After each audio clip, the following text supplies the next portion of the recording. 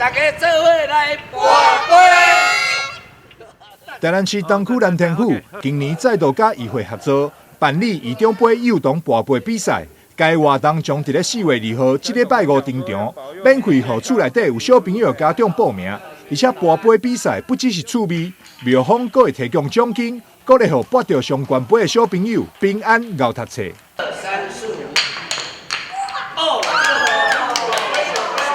4月初2早时啊9点，要来伫咱南天府的3楼举行薪火相传幼儿博杯比赛欢迎各界莅临南天府来指导，同时也赶紧的各位小朋友们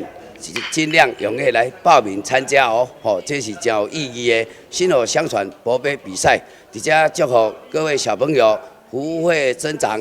欢喜读书。博杯赛阁兼具教育意义，庙方特别邀请陈凤贵老师，当天会为小朋友讲解博杯典故，让囡仔更加了解台湾民间的信仰文化。要让小朋友来知影讲这个庙事的这个博杯、圣杯这个意义伫对咱同日也会来做这个请陈凤贵老师来现场，甲大家做一个解说真有意义的这个活动应该是咱台湾所有寺庙头一间咱南天府来主办的幼儿博杯比赛，欢迎大家来哦。因为每组只有限制100位报名，名额有限，欢迎对这活动有兴趣的朋友，拢会当向南天府管理委员会，也或是脸书搜寻台南南天府，询问报名的资讯。来博杯